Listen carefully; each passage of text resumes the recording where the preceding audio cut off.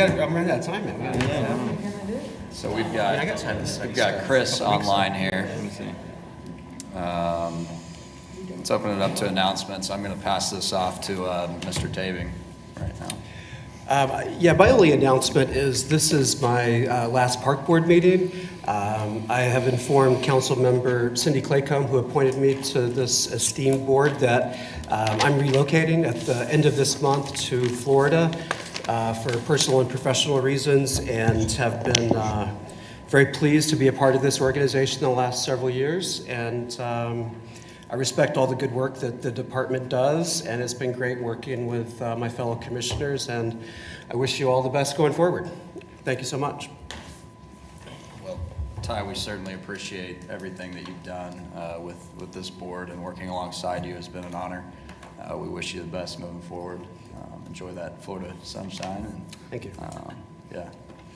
Appreciate it. Penny, any public comments? Yes, I have one. Sorry, I don't have a microphone. I'm going to steal Elizabeth's here. I received an email from Kim Newfield wanting to express her thoughts on the Clap Park plan. She said, "Good afternoon, Park and Rec staff and decision makers. Unfortunately, I am unable to attend today's meeting due to work schedules, but wanted to pass along my general support for the final plan and a few concerns. I can see Clap Park from my living room and utilize it multiple times a week for riding my bike and walking. It has been exciting to see the number of residents and disc golfers utilizing the park since you opened it to the public. Thank you for this improvement to the south side." Concerns and considerations. Number one, amount of programming and sustainability. Originally, the overall concept for this park leaned more towards keeping it a natural green space with some amenities residents suggested, as evidenced in the survey data presented and during the 3 public engagement events she attended. So I am concerned about the amount of programming that the park department city will need to budget, and so much pavement in one of our city's largest green spaces with old growth trees, so rare. Please consider designing the road that connects Harry to Oliver with safety features to discourage traffic from cutting through. Number 2, keeping the trees. This was promised repeatedly by staff and consultants during engagement events, but the plans appear to remove many from the central area of the park. I hope there's a way to keep more and work the infrastructure among the trees. It would add much to the uniqueness, wildlife, and natural scenery if this maintained a more natural look to the park. Number 3, phases. Not sure if there's a way to consider the dog park and a few other less expensive options sooner in the plan. I don't own a dog, but notice about 20% of the pedestrians seem to have a furry friend, and often not on a leash even though you have installed signs. Thanks. Bathrooms. Just wanting to make sure there will be bathrooms and water fountains available, one like Pawnee Prairie Park. Number 5, safety. As a woman who exercises alone, I'm always aware of safety. We do have a decent number of people experiencing homelessness and others engaging in criminal behavior, vandalism, theft, random gunfire in this general area. I know research indicates the more people utilizing the park, the safer it will be.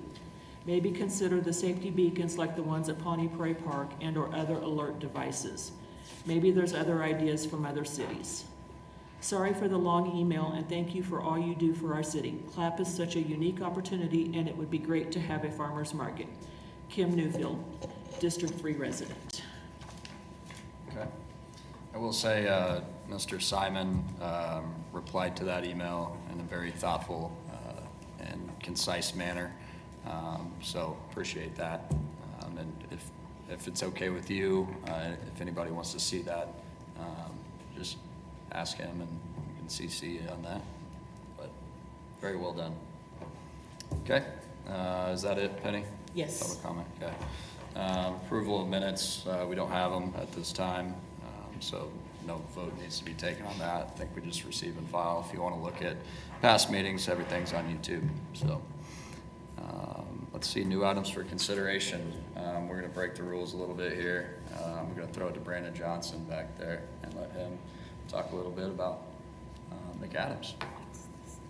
Yeah, wherever.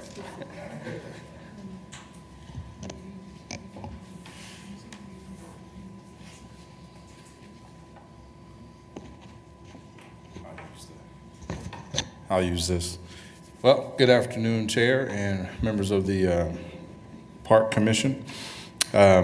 We have an opportunity coming up at McAdams, and Alejo has been with us every step of the way since last October to do some major renovations to the McAdams Rec Center to the tune of tripling its size. So renovating the current structure and then adding 23 or 24,000 additional square feet to that facility.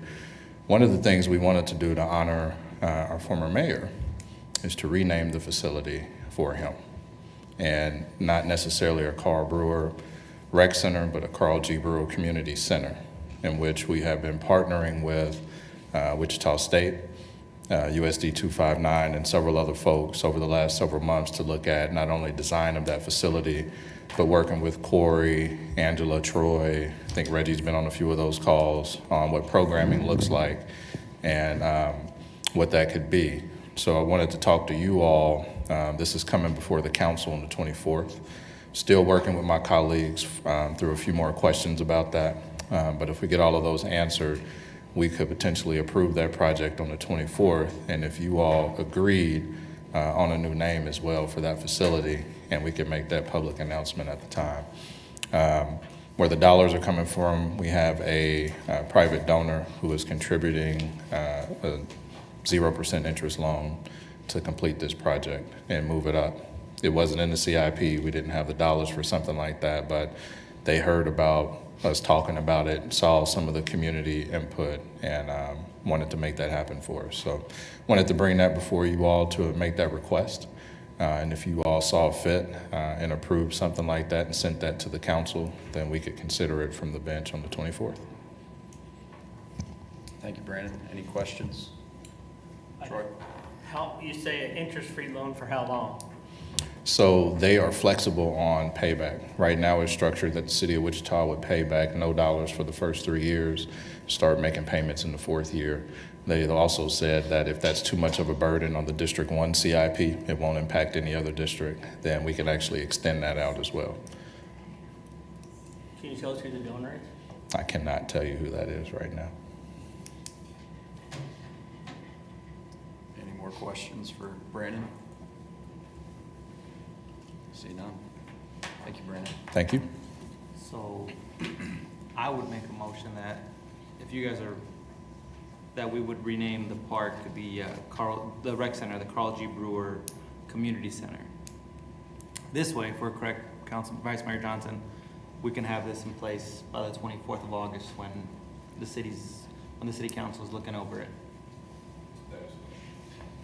I'll second that. This is all we're asking to do, not Yeah. approve. Okay, Yeah, just renaming of the center.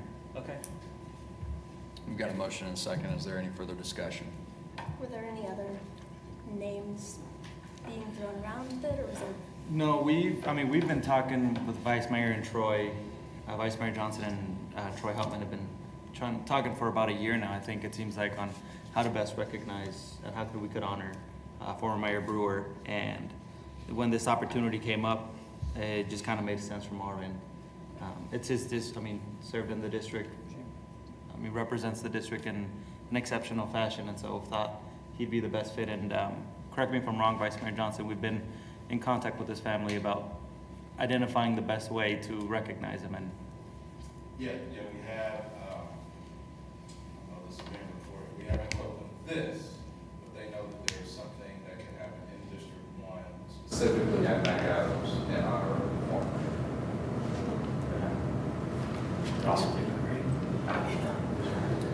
Elizabeth, did you? I just was looking at the city council policy on renaming. There's some findings that are supposed to be made.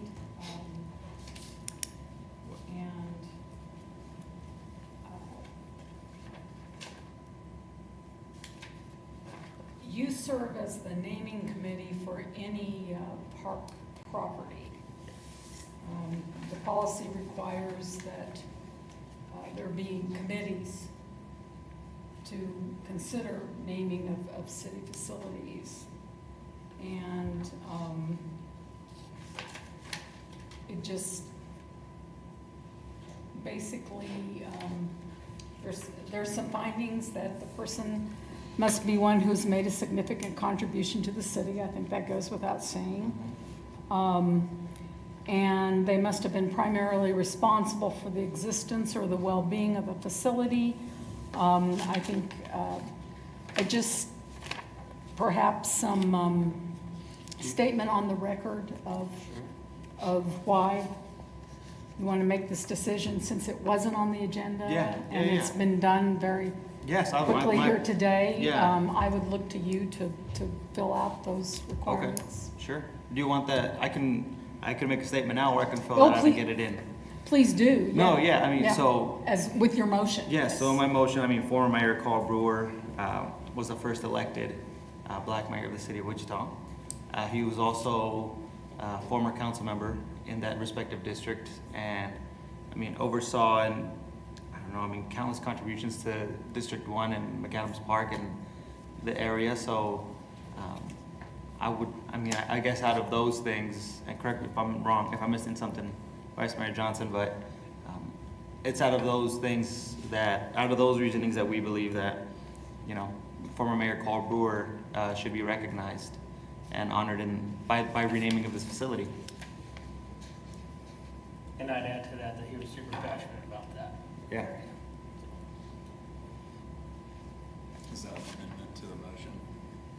Or is it just an attachment? I think that would just Yeah. be your basis Sure. Okay. in compliance with City Council Policy 13 on Sure. advisory committees pertaining to naming of public facilities. And I can submit something written as well. I guess, does that suffice for now? The recommendation needs to be submitted to the City Council in Okay. writing, so you could prepare that on Okay. behalf of the Park Board. Wonderful, I'll do that. Awesome.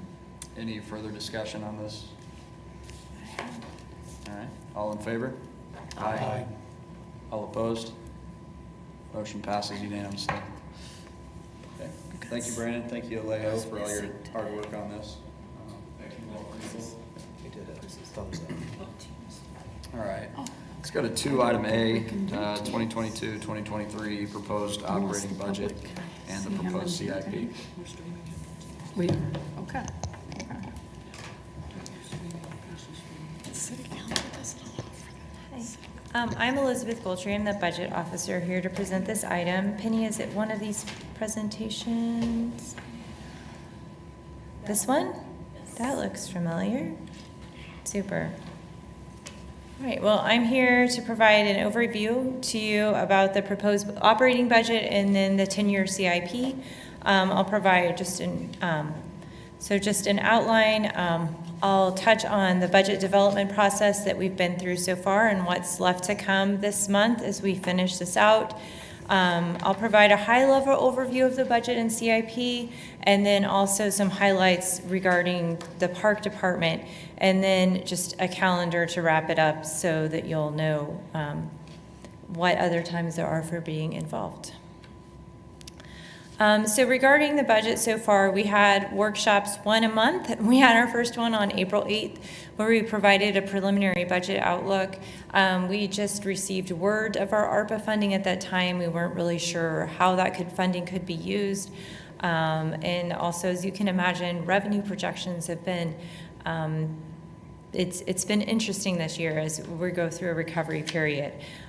Different than it was last year.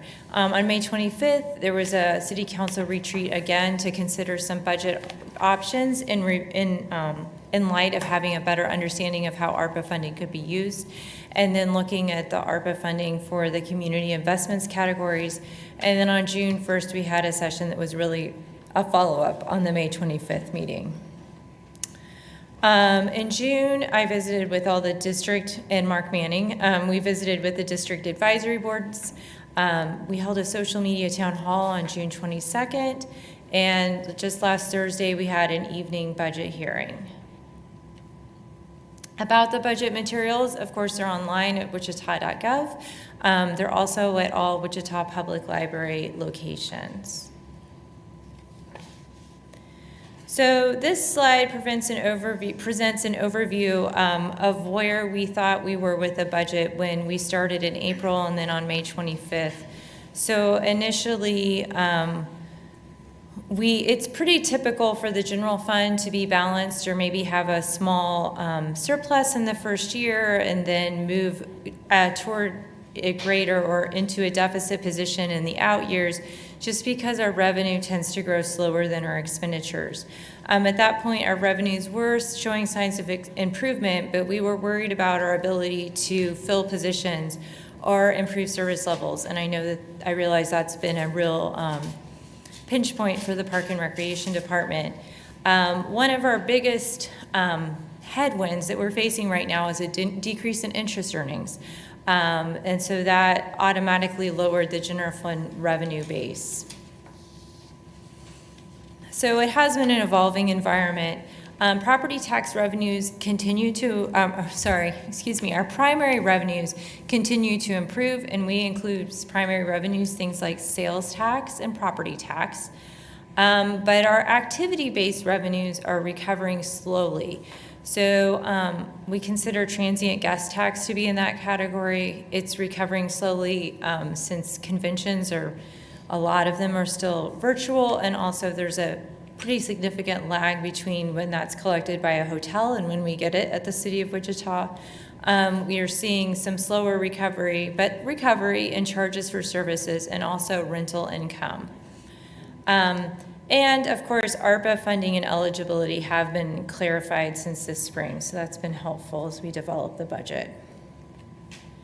So just a reminder of our city mission statement that guides all of our decision-making about the budget and CIP. As an exceptionally well-run city, we will keep Wichita safe, grow the economy, build and maintain infrastructure, and provide conditions for living well. So regarding ARPA, I know there was a lot of interest in this when I visited with district advisory boards, just because it's so new and different. We sharpened our pencils, and we've really put the ARPA funding in a couple different categories as far as decision-making and timeline. So one of the first decisions that was made regarding ARPA was filling some vacant positions. So we had a list of 139 positions that was presented to the City Council on May 25th. So the HR is working through that list. It's kind of challenging at the same time as summer hiring, so the timing probably wasn't the best, but they're working through that, and I know that'll be a help. We're also using ARPA funding to fund some capital projects. If you remember back to last year, we had to defer some capital projects for a year or two in order to shift mill levy from the debt service fund to the general fund. So we're able to fund some of those projects this year with cash from ARPA, so those will move forward quicker. And then we've also been talking to the community about investing $20 million in community initiatives. So here's what it looks like in a tabular format. The rehiring staff, we're expecting that'll be about $14.2 million. The initiatives, a lot of them are actually related to parks and libraries, so it's things to reinstate items that were cut last year. Infrastructure is a CIP, and then negative economic impact. Those three categories that are being considered right now are affordable housing, entrepreneurship, and workforce broadly. And then the general fund support, that is for 23 and 24. Those are currently not balanced in our 5-year projection. It's pretty, things are still very dynamic with regard to revenue. So if revenue recovers faster than we expect, or is stronger over a long period and we don't have to use that funding, that'll be programmed for capital projects that are already included in the CIP. So just an overview of the budget in general. The mill levy will be flat for 2022. It'll be the same mill levy that we have in 2021 at 32.749. We're expecting general fund reserves to be about 16.1% of expenditures, and the budget is balanced for all 3 years, which is different than what we had last year. So this is a budget overview on the revenue side. Property tax is our largest slice, which is expected. I always just like to point out to people that franchise fees is actually our second largest source of revenue. A lot of times people forget that. And then sales tax comes in third. On the expenditure side, salaries and benefits is by far our largest part of the general fund. Particularly, I think in the fire department, salaries is 94% of their budget. So it's a very, very large part of our budget. Back and onto the CIP, just like the budget, it's aligned to our mission and goals, and also to the community investments plan, which is sometimes more commonly referred to as a comp plan, but it has goals for spending related to maintaining assets and investing in the core area. And a lot of the park projects align very well with the community investments plan. The CIP is financially sustainable based on debt metrics that we set for ourselves, and it's also consistent with prior policy decisions. And by that, we mean that we use the prior year CIP as the starting point for the current CIP that we're working through, and also that we use a lot of those planning processes like the Aquatics Master Plan or the CLAP Master Plan for developing the CIP. And Reggie can attest to some really good conversations we had this year during that process. So where does the CIP funding come from? Over half of the CIP, the revenue comes from sewer, water, and special assessments. So GO at large, which is a slice of the CIP that funds park projects as well as GO facilities projects such as libraries or fire or police stations, is actually a relatively small slice of the CIP. I think that's the part we talk about because there's more competition for resources. They're the more public-facing projects, but it is relatively small in the scope of the whole pie. And where does the funding go? So you'll see here, sewer is a really outsized, large piece of the CIP this year. That's because of the bionutrient removal project that will be coming in the future. Park is over at 9 o'clock. So Park has $46.7 million in the CIP this year, which is actually, that is a big year for the park department. But you look at it compared to water and sewer, and it gets dwarfed by that BNR plant, So some budget highlights these highlights are regarding the budget, operating budget and the CIP related to the park, things that you would be interested in as the park board.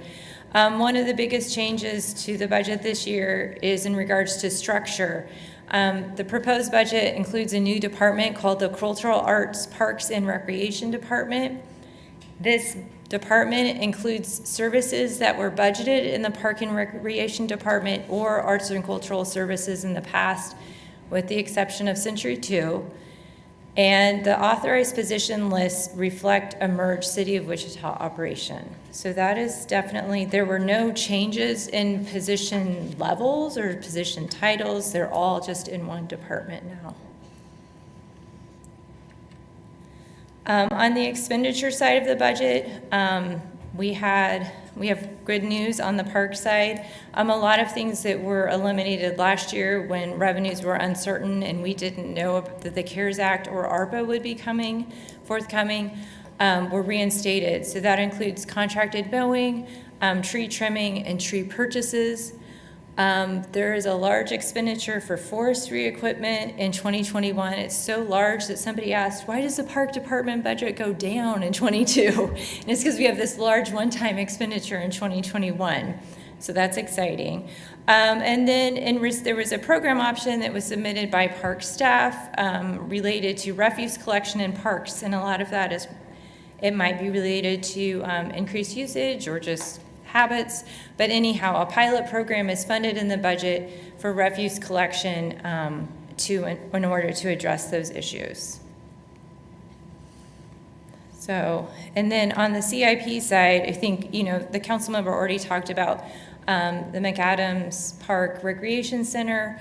The CLAP master plan implementation is included in the budget for the first time. Phase 3 of the aquatics master plan is in the budget, and then there's a lot of ongoing maintenance projects that are in the CIP as well. So I felt like when I went to the library board, I was like Oprah or something. It's like compared to last year, it's all good news.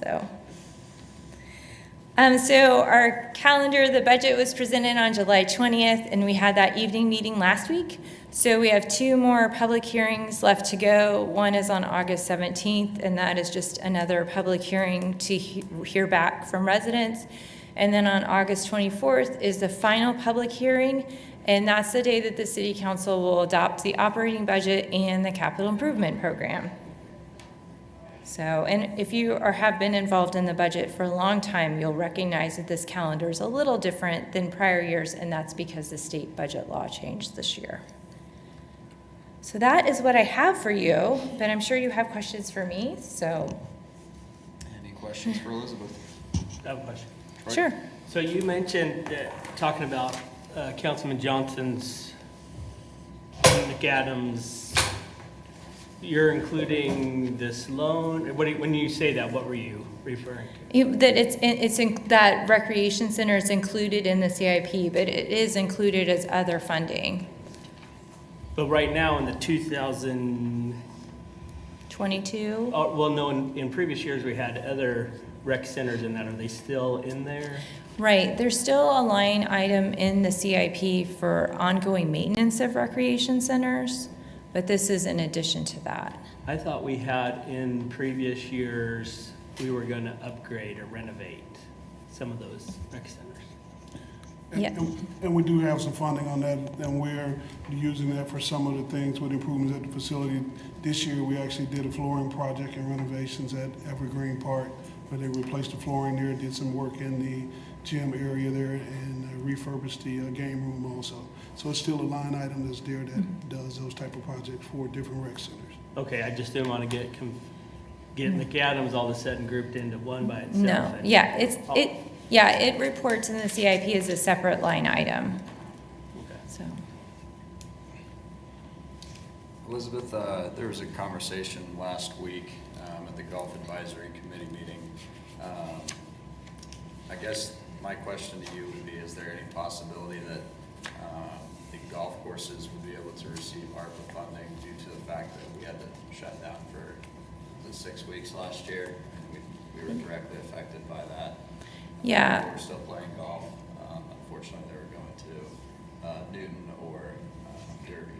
So. Yeah, great question. The ARPA, there's a lot of different ARPA sections. The ARPA section for state and local government has a bunch of different categories, and one of them is for revenue loss. Actually, it's an entity-wide calculation for revenue loss. And if I remember correctly, and Zach helped me calculate the revenue loss, I think that the golf courses might be one of the few that doesn't, because they take your actual, and then add an amount to it. The golf courses might be one on their own that doesn't meet the Treasury standard for revenue loss. But when it's actually an entity-wide calculation. So at this point, I don't think that the golf courses are being considered. I think that's fair to say that on this slide here. Close your eyes.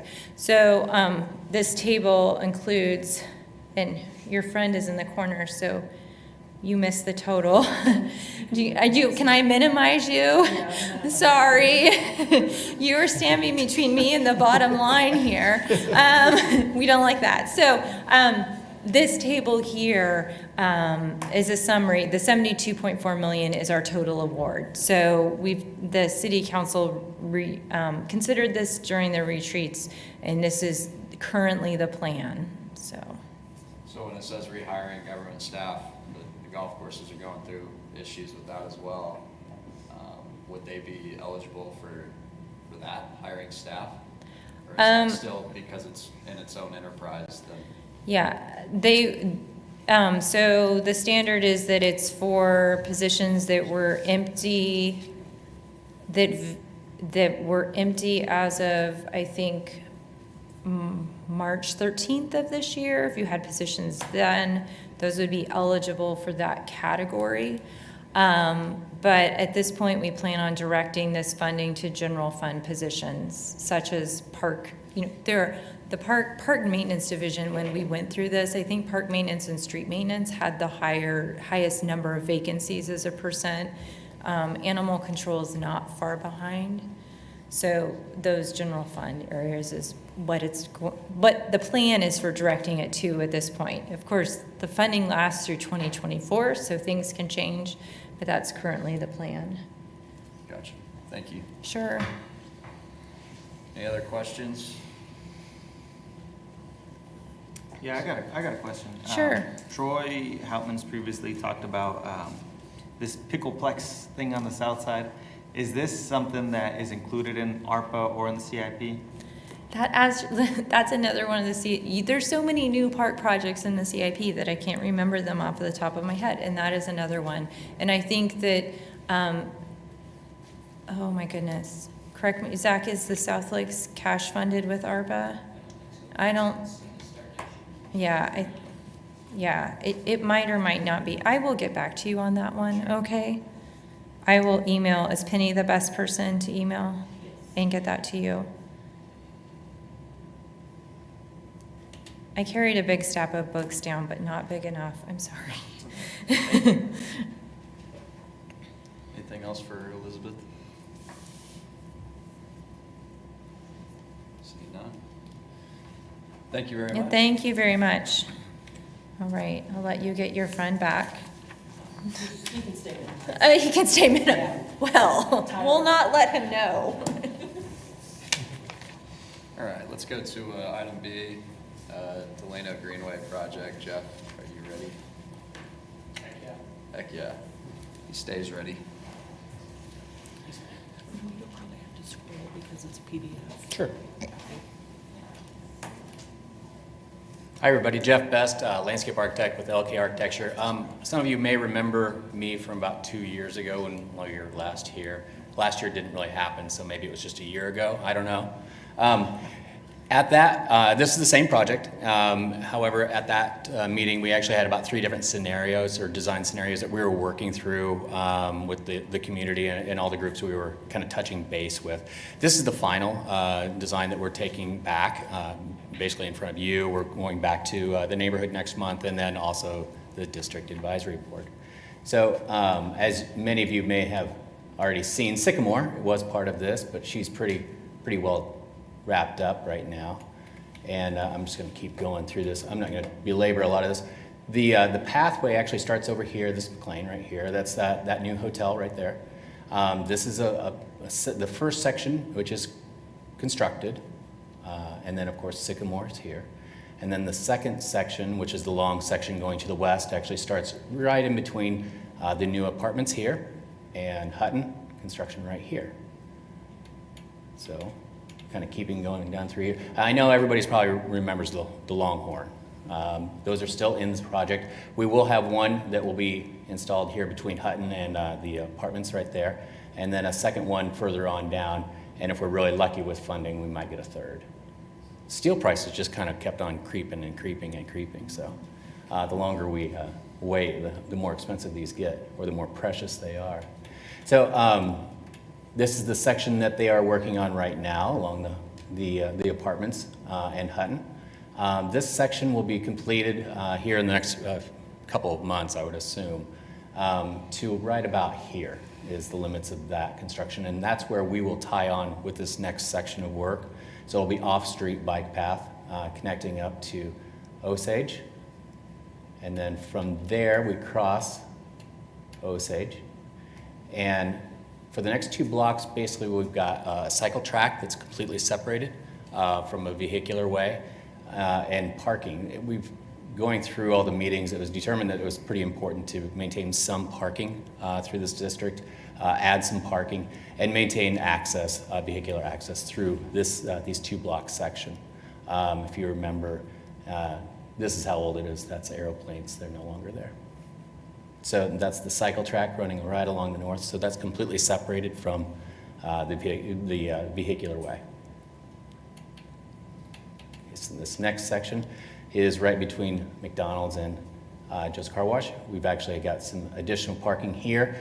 A few weeks ago, we met with Troy, and he actually made some suggestions to revise a few things, or kind of move things around a little bit, if you will, that made a lot of sense. Originally, this space was actually dog park. He wanted a little larger dog park. He thought that this warranted a little larger one. So basically, we've moved the dog park to the other side of the street and actually brought in basically a play hill, pretty not real programmed play space in its place right here on this side of Seneca. And then as we cross over to the other side, then the larger space, this was the original playground, actually becomes a separated dog park, large dogs, small dogs, that kind of thing. We actually have another smaller playground here, and this is more like a sensory type playground. That was something that the neighborhood was interested in doing, so we've got that as well. And then an open green space here for events. As that cycle track comes through, it actually flipped over from the north side of the greenway to the south side. And then this next block, basically we have parking, which will actually double as market space, farmer's market and things like that in the future. One of the other reasons we wanted to add some parking in through here is we didn't want Brahms, McDonald's, QT to have parking issues with people parking in their spots, coming over and then taking, to enjoy these amenities. So we wanted to provide some relief for that. So then the cycle track comes out here, and here at Exposition it will go on street, and then that route is still a little up in the air, but it's going to go clear out to Hoover at that point. At the terminus here, we've got the largest play space, and actually it even grew since meeting with Troy. It actually got even a little bigger. We really want to activate kind of that terminus point. This has been kind of a problem area through here, so as much traffic as we can get, or people in the park and these spaces as we can, it's going to alleviate a lot of the security issues that they've had. And of course, cleaning it up. Not too bad. I got through it pretty quick. Any questions for Jeff? How's this getting funded again? That guy in the green shirt knows all about the money.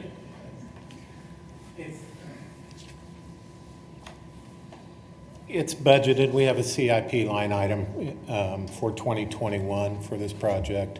It's a little over $2 million for it. And then Jeff had talked about the extension of this down Exposition out to the Prairie Sunset Trail near Kellogg and Hoover, and that is budgeted in 2023. So we are trying to determine that route to connect these together, but this one is funded. Thank you. Can you talk a little bit about the phasing process here? Are we going to start on the east side and then work west, or, okay?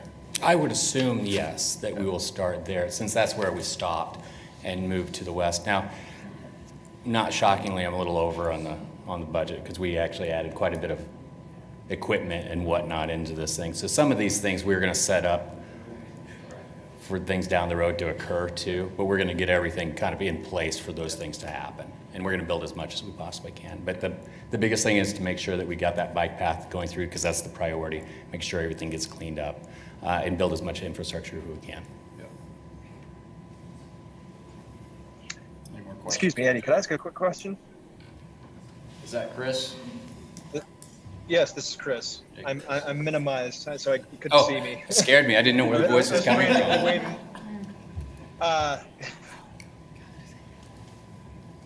Trying to find him. There he is. Oh, there you are. Don't worry. Yeah. Now we There can see you Hello, too. everybody.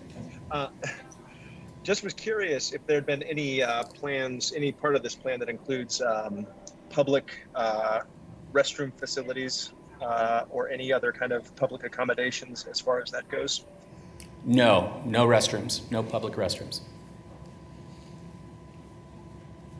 Got it. Is that something that's possibly up for consideration, or is there just no space and that would just explode the budget? I just want to kind of wrap my head around. Obviously there's geographical space for such a thing. Financially, it will not fit within the budget. My experience with a public restroom, you're talking anywhere from $350,000 to $500,000 to get it in place. they do start to bring up their own set of issues as well when they're not really monitored well. Got it. Totally understand. I just, I know that ever since, just as long as I've been involved, the number one question I get on any facility is, are we going to have publicly accessible restrooms? And that's going to be something, I understand it's a budget concern, but you know, if we're creating places for people, that's just something that's on the top of my mind. So thank you for answering. Mm-hmm. Oh, Penny, we'll see if I can screw this up now. Just minimize him up there. Are we looking for a vote, Reggie? Question. Oh. Sorry.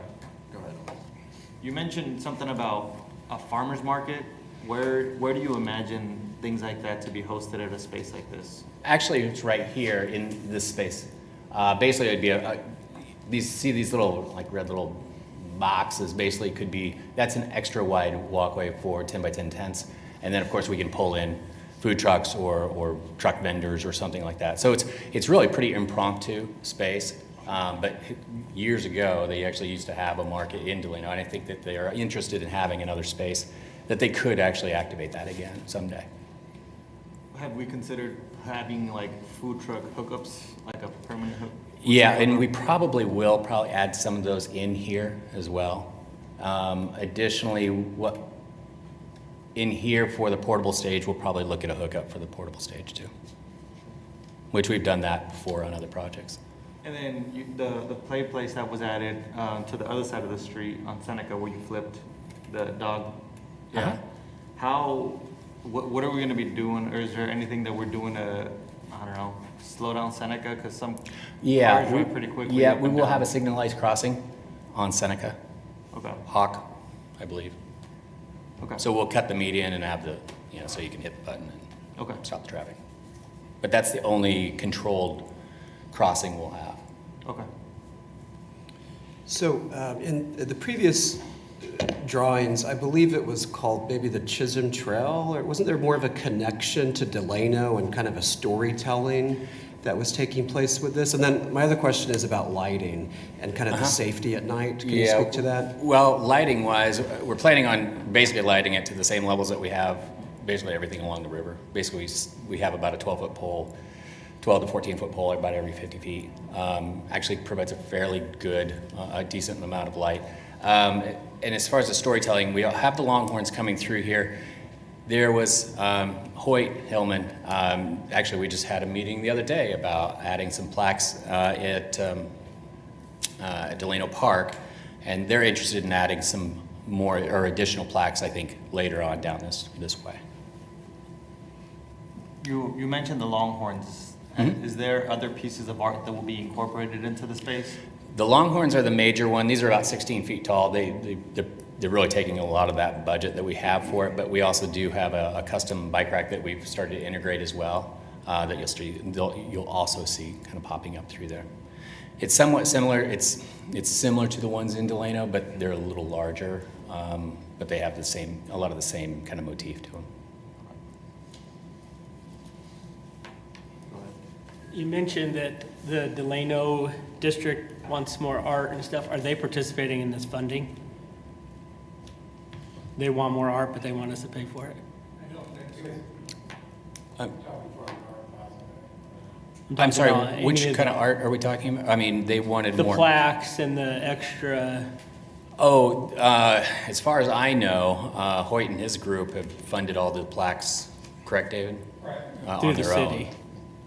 But they had, what I found from our meeting the other day was the historical folks want the plaques closer to where the actual action took place. So that was more up there in the Delano Park area. Because there was discussion about putting them all up and down the rail, the park mezzanine there. But they rather would have them back in the historical areas where the events actually took place. So that was our discussion the other day, was putting them back over closer to Delano Park. And I don't disagree with what they are, what they're going to be. I'm just more curious to see that the funding, because you already hit on the point that we're over budget, and now we want to add plaques and some extra stuff. I'm just making sure I'm tracking with all the expenses that we're talking about. The plaques are outside of our scope. The Longhorns and the bike racks are in our scope. Okay. Plaques were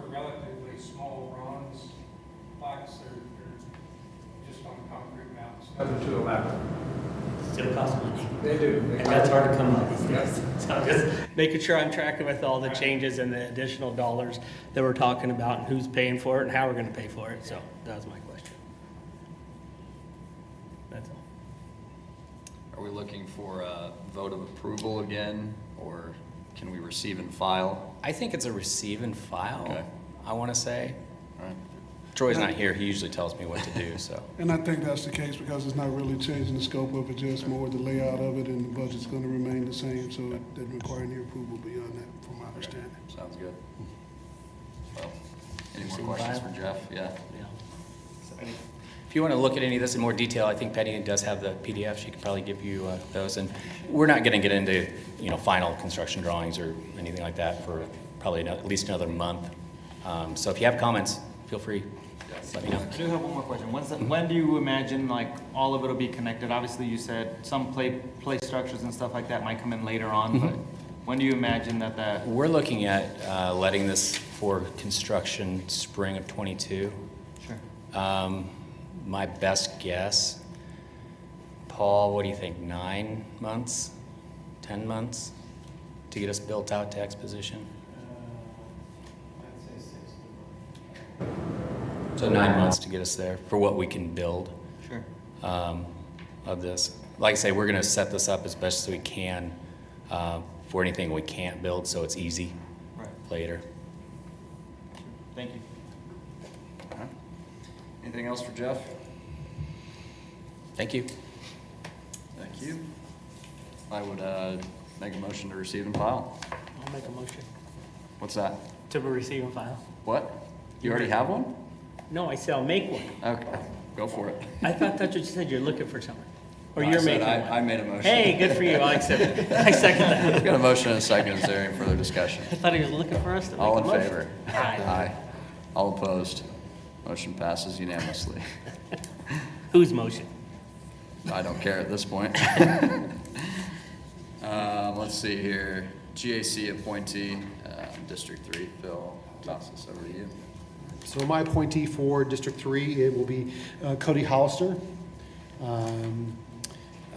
He has a lot of recommendations and thoughts, and I think he'll make a good addition to your team there, Eddie. So he is my appointee. Agreed, and I would second that. And any further discussion? I work with Cody, so I third that. Uh-oh. Sorry to hear that for Cody. We'll get to talk a little smack on Troy once a month, so that's good. Any further discussion? All in favor? Aye. All opposed?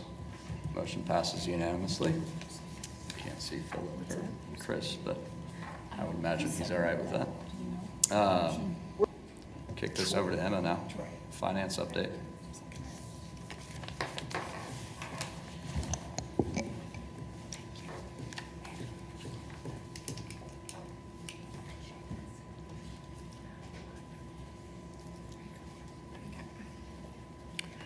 Alrighty.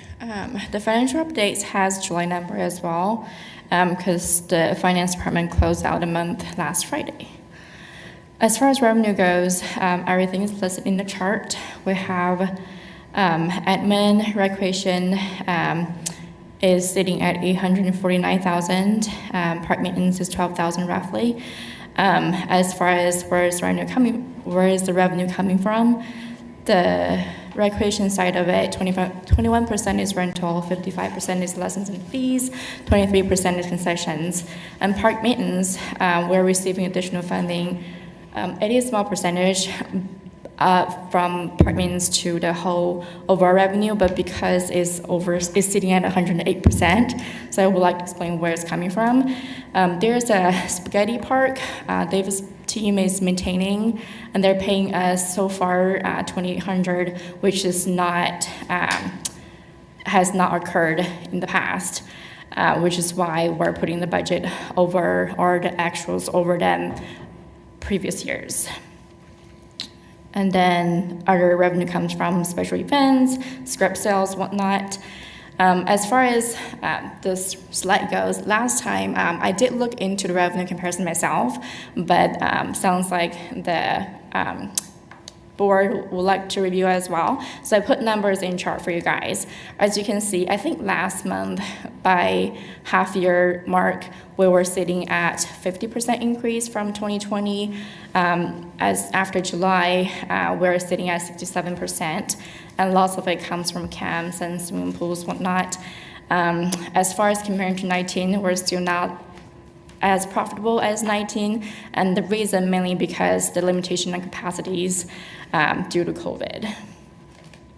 So on expense side of it, I have all number listed. We're sitting at 8.8. Our budget is about 16.9. We're 52% spent within budget, so we're on a good pace on expense side. As far as golf goes, this one has July number as well. It has all the courses listed. Auburn comes in first, and then tax and sim and mac. Overall revenue is 2.8, and expense is 2.1, which gave us about 756,000 or 757,000 in revenue, which is really good. And I was curious about, this one is office put in there because in the past folks asked about, hey, the admin people has resigned, the maintenance group has resigned. Why is the admin expense still relatively large? And it comes from commodity. That's where, and the contractual is pretty standard, but commodity is where this comes from. I think we discussed last month as well, so I don't want to be a broken record on that. As far as comparison for golf goes, for net position, last month they were sitting at they were sitting at 500 or 400,000, and this month they had a really good July. So overall, it's 756,000, and in the black. And as far as 2020 and 19 goes, 2020 they were sitting at negative 285,000 in the red for 2020. So July they had a really good year as well, which is not surprising because July is when the golf course reopened again. And I was curious about personnel because, as we're all aware, golf team is understaffed. So I was curious about how much this revenue is coming from that saving that's not sustainable. But it looks not horribly bad because 2020 they were sitting at 109, and then right now they have 44,000. But I think 2019 probably is better comparison. So 80,000 of that savings or 80,000 of that revenue comes from that savings. Probably keep that in mind if we do keep golf course within the city. So that's what I have, I think. Yep. Any questions? Questions for Emma? I think what we're seeing a little bit as well is the membership model, the subscription method that we adopted a year and a half ago or whenever it was, is starting to work like we intended. So that's exciting. But other than that, any questions for Emma? Awesome. All right. Thank you, Emma. Yep, sure. Communication update. Filling in for Troy, I'm not aware of any updates that are pending now that he was supposed to bring back to the commission. So that was kind of put in place from the conversation I had before about if there's any things that need to go to city management or council updates for you guys, that we will bring it back at the board meeting. Excellent. And we'll be prepared for that next month if there's some items we need to discuss. All right. Recreation update. Angela, are you giving this one? Awesome. Yeah. You got to go up front and talk up there.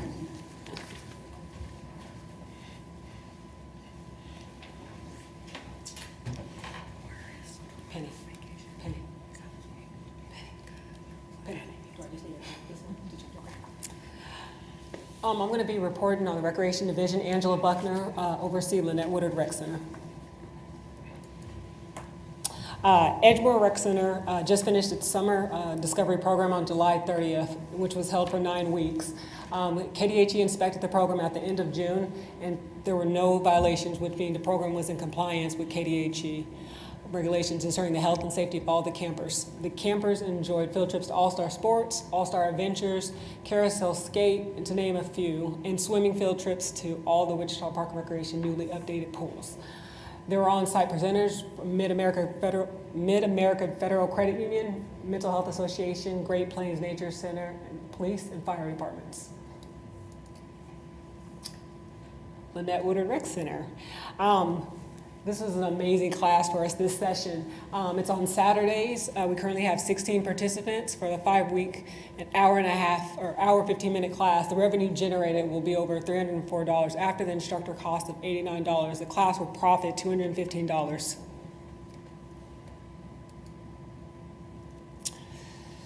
Lynette Woodard's Sunday afternoon painting with acrylics class is excelling with revenue and participation. The 2-hour, 4-week class has generated over $300 with 8 participants registered. After the instructor cost, there will be a profit of $170. What's really cool about this class is we have as young as a 12-year-old all the way to a 90-year-old lady in the class.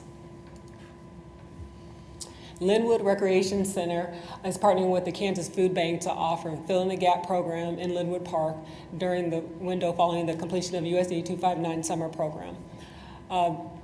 There's a 5-day meal box containing 5 breakfasts, 5 lunches that will be distributed on August 8th and August 9th from 12 to 1. There's been over 105 kids that participated in that. Linwood Recreation Center's Golden Age Clubs were thrilled to return to GAC dances as these Saturday night events are averaging over 100 dancers.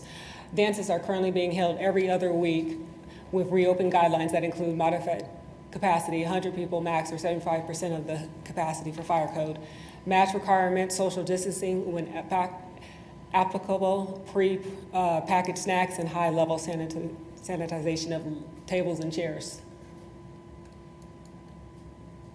Recreation, improving lives one activity at a time. I'm going to thank you all for being on the board, and Ty, I wish you the best in your new adventures. Thank you, Angela. Any questions, comments? Great job. Yep. You did good up there. Golf update, first tee. The only updates right now, I'm sure you guys are aware that the RFP went out and it closes on this Friday, the 13th. And then once we get those bids in, as we discussed before, we'll have a representative from the Board of Park Commissioners as well as the Golf Advisory Committee that will review it to determine what the recommendation will be on the bids that we receive. They did have a pre-bid conference about a week or so ago and had 3 groups that came out and asked questions. And this past Friday did do a tour of the facilities to let them have an opportunity to see what they will be managing if they were awarded the contract. So after this Friday, we'll begin the process of selecting and reviewing and moving forward with the next steps in the process. And in the purchasing department, we'll be managing that process and then gathering individuals from other departments as well that will be involved. How many entities showed up to the pre-bid again? Was it 3 or 4? We had 3 that I'm aware of. 3. I think we're expecting 5 or 6. We're expecting between 5 and 6, and as soon as from probably some inquiries that have gotten through purchasing, that there may be some additional people that will submit proposals as well. Okay. Any questions on that? Okay. Golf Advisory Committee. I got a quick question. Oh, Chris? Hey guys, sorry. Who's on the the selection committee for this RFP? That's my only question. It's not been determined yet. There will be, there will be one from the park board and one from the GAC. Yep.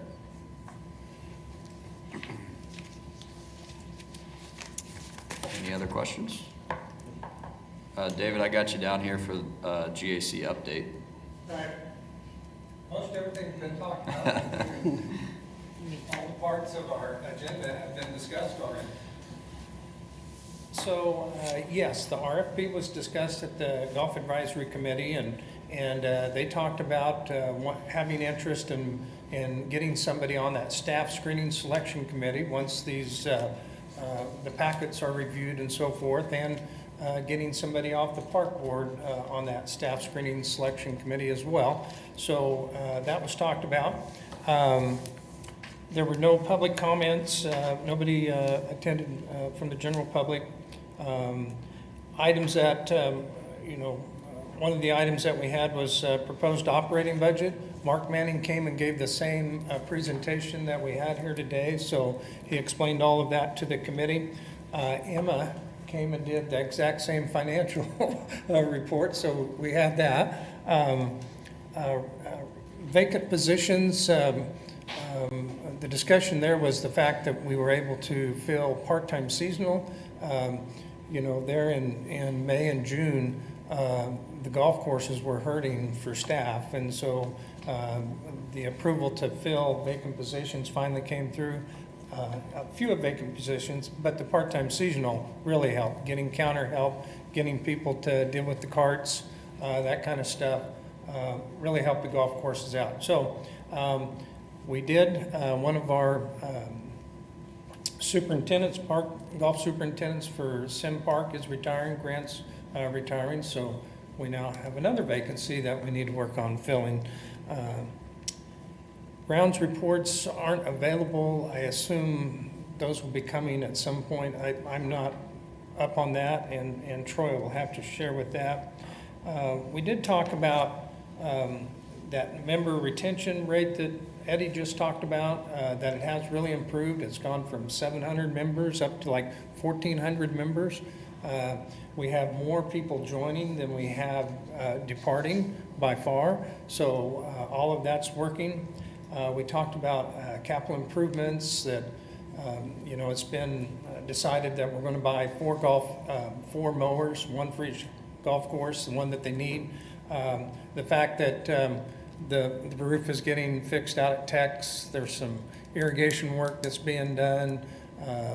We're working on dealing with the ponds there at McDonald Golf Course to get those working better.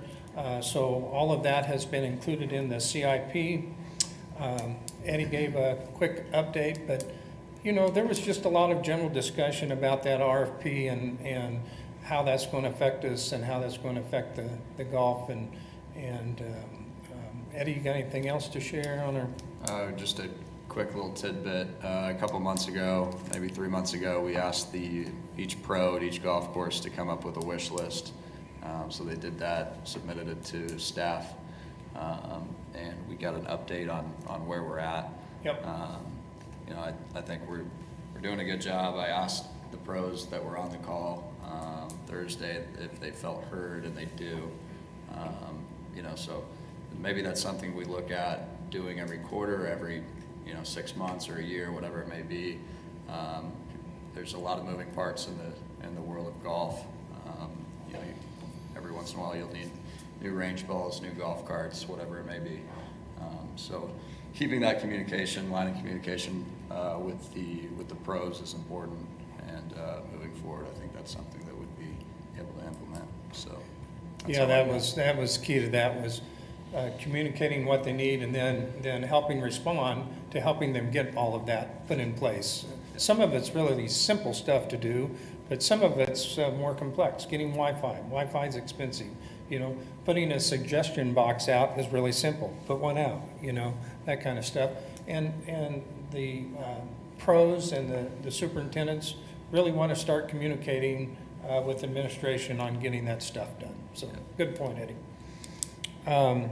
So other than that, and Eddie brought up the fact that it was asked if golf can get part of that ARPA money back, since they felt like the decision to close the courses was a little premature, and that we lost some money, lost some revenue, opportunities to make more revenue, because golf really actually picked up and took off during the whole pandemic phase there. So there was the question, should they get some of that ARP money back?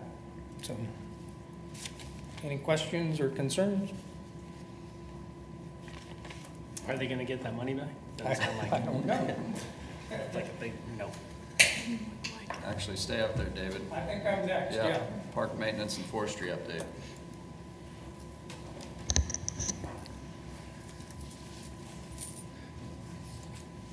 Whoops. Oh, just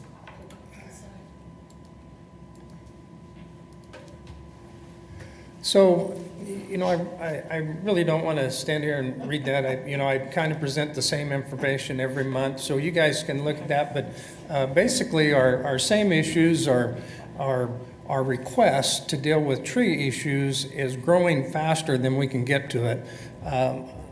We're in the process of filling some of our positions. The number of positions that we had have been approved to fill won't get us back to any kind of level that we need to be at, but with all the little windstorms we've been having lately, like this weekend, there was maybe a 15, 20-minute windstorm went through. Well, we had 35 or 40 requests to come pick up debris this morning, and we had some emergency call-outs. So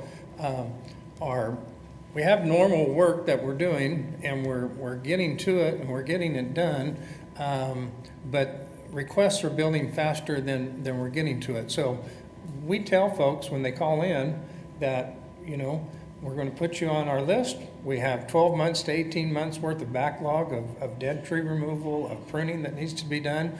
Please be patient with us. A lot of people are. Some people aren't. Some people call in a month later and request the same thing over and over and over. But the rain has helped us out.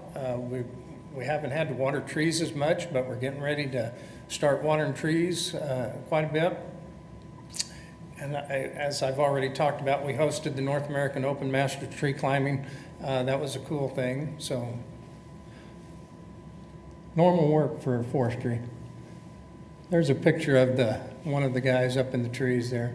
It's so technical. It's really technical work that they do, and it's all about safety. It's all about being done with safe skills, and that the end result is everybody goes home from work at the end of the day. There's another shot of him coming down out of the tree. Some more shots of it. It looks like this year there were 16 states that were represented during the event, so that's pretty cool. A few years ago, we had an international participant come over from, I think it was the Netherlands or Sweden, and participated in the event. And there were quite a few people attended the event. Again, you can see we're continuing with tailgate meetings, large log management, so similar things to what I've reported on in the past here. Hazard tree removal at Sims Golf Course, data collection for the interactive tree map that we're working on, ER responses as needed inspections, tree removals, we call them TFRs, stump grinding, normal work. Dave, I'm sorry. Can you go back to that last slide? Did you say an interactive tree? What's guide? that? And How do I go back? I don't know. Click over here. Did I read that right? Data collection for interactive tree map? Oh, your interactive tree. Yeah, at some point, if we ever get to the point where we want to be, we can actually put a map out there and show people where we're working. Our problem right now is we're reacting to issues instead of doing systematic pruning, but we're still trying to gather that information. We do what we call a windshield inspection, where we drive the streets and we pick out. And so the idea there is to eventually get to where you can map that out and show people where you're. Perfect. I just wanted to make sure we weren't mapping out where trees are. I did not think that was a great use of time. We're looking for dead trees that need to be removed and get them on a list. Okay, That's what thank you. Sorry, Yeah. I saw that. I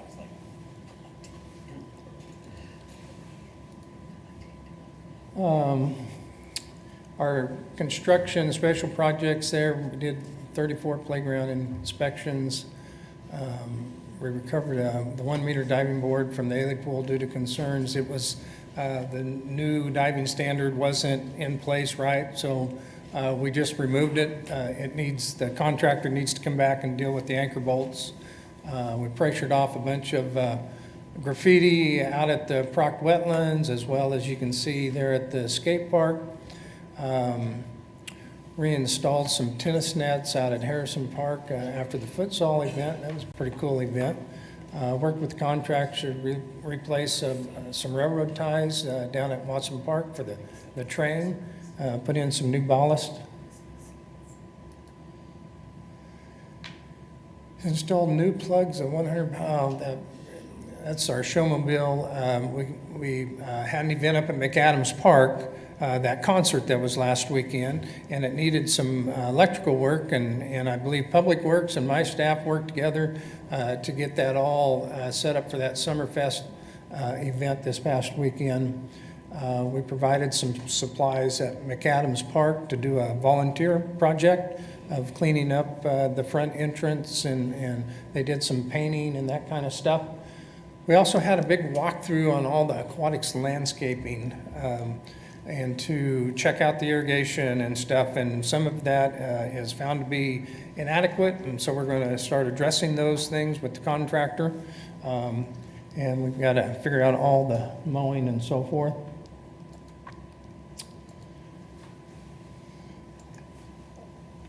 I don't know how you went back again, but I said I was going to get rid of that picture last month, and I still haven't got rid of that picture, so I skipped over it real quick. Park maintenance is kind of like forestry. They're just doing their normal work, dealing with maintaining landscapes and mowing and so forth. Our contractors have struggled a bit because it's stayed wet and warm. The grass and the weeds are growing like crazy, so our contractors that mow a good portion of our parks have been challenged to do all of that. Seems like they've done a pretty good job along Kellogg so far. Athletic maintenance is one of our busiest things that we do as well, because we have a number of tournaments and so forth. Refuse services continue to be challenged, but I just talked about that. Our irrigation crews are keeping the high-profile athletic event, field facilities up and going, because we got to have good turf. We've had a few internal promotions. What has happened, I've got 40 positions vacant. I've been approved to fill 25 of them, but to do that, you first have to fill your internal people. They get an opportunity to move up. So we've had a lot of interviews and we've offered some jobs, but they're internal promotions. And so hopefully the next round of interviews that we get to do will allow us to actually put new bodies in and get some new faces. And it just takes a while to get everybody that chance to move up into a position, and we like to do that. We want to promote our staff as much as possible, but it's going to prolong getting new faces so that we actually start filling those positions that we've been allowed to fill. But we're working on it. We are working on it. And I think that's the end of my presentations. Any questions or concerns? All right, thank you. Thank you, David. Parks Foundation update, Leho. We did not have a meeting last month. We don't have an update. I do not have a president's update. Do we have a director's update, other than Troy's in New Mexico? Just kind of echo what David said, is that extremely busy trying to get new people on board to help fill the gap from some of the hiring freezes that were in place. And we're moving forward, getting some of those on board as quickly as possible. As Emma mentioned earlier, you can see that the revenue on the recreation side almost doubled from last year. And that's with some of the restrictions that we still have in place with capacity for some of our summer camps, which is usually a big revenue generator for us. We also had some cancellation of some of our larger softball tournaments down at Westlake because of some of the weather that we experienced that Dave was talking about with a lot of the rain. So those two events that we canceled there probably were about $80,000 in revenue that we potentially could have brought in for those tournaments that were canceled. So you factor that into where we are with some of the limitations, you can see that we're moving in the right direction with getting back to where we were back in 2019. Do we want to share information on Gentry? Yes, Gentry, who was our senior management analyst, her last day with us was on last Friday. And I think she may have taken a job with the Realtors Board, if I'm not mistaken, to work on their behalf with some of the things that they're doing there. So she was a great member of the team, and we're excited for her to have a new opportunity, and hopefully we'll be able to post that position soon and try to see if we can get someone fill it. Absolutely. All right. Is there anything else we need to cover today or put on the agenda for next month? I just want to mention one thing, if possible. So if you remember from Ms. Newfield's letter at the beginning of the meeting, she mentioned about safety in Clapp Park. And we've had a gentleman who keeps coming back, and we've called the hot team on him. He is known to them. He is a convicted felon and has some mental health issues. But in the last 2 weeks, I've gotten phone calls from East Mount Vernon, someone living in Cessna Park, and then another one in Leon Robinson. So I don't know if in other districts you're having the same issues where we have people who are on house making residence in the park. But the gentleman, like in Clapp, I mean, he was dragging furniture from the dumpsters and was setting up house in the old pump house over at Clapp. So I did provide each of them the number to the hot team. I continue to watch the Clapp. But if you have noticed, our homeless population has kind of increased since we've had the pandemic. Or at least it seems that way. So at least in Meadowlark and Grandview Heights, we have a lot of elderly people. So I think for a lot of them, they feel very afraid because of that. So in my response to her today, I did mention to her, if you do see him, as per the hot team, to go the other direction. Just last week when he was in there, he was running through the park screaming with no clothes on. So just FYI, I don't know if you've seen it in other parks, but at least in District 3, we're having some of that issues of homeless people residing in the park. So, That's every day down here, downtown. yeah. I would mention that we do have both a city ordinance that covers all public property in the city, and then we also have a park ordinance that prohibits camping. And I know that the police try to use every other avenue rather than criminalizing the behavior, but sometimes you just have to do that. And the camping only kicks in when there are, you can only charge someone with camping if there are spaces available, beds available in homeless shelters. And at this time of year, there are usually plenty available. It's the cold winter months where they aren't available. And if there's no place for them to go, then you cannot charge them under the camping ordinance. But as a last resort, that can always be used. And that's what they said. Right now, he said that there was plenty of spaces for them. And he was very known to them. I mean, they took him to his parole officer. So just wanted to point that out to everybody. And I guess the last thing is like Grandview Heights and Meadowlark Neighborhood Association are going to do a Clapp cleanup together as a neighborhood association. Was going to be in October. Now they've moved it to September 25th. So just everyone be aware of that. Awesome. Thank you, Phil. Anybody else? Any HOT outreach stories? None. You know what? All right. If we don't have anything else, we can adjourn. I second.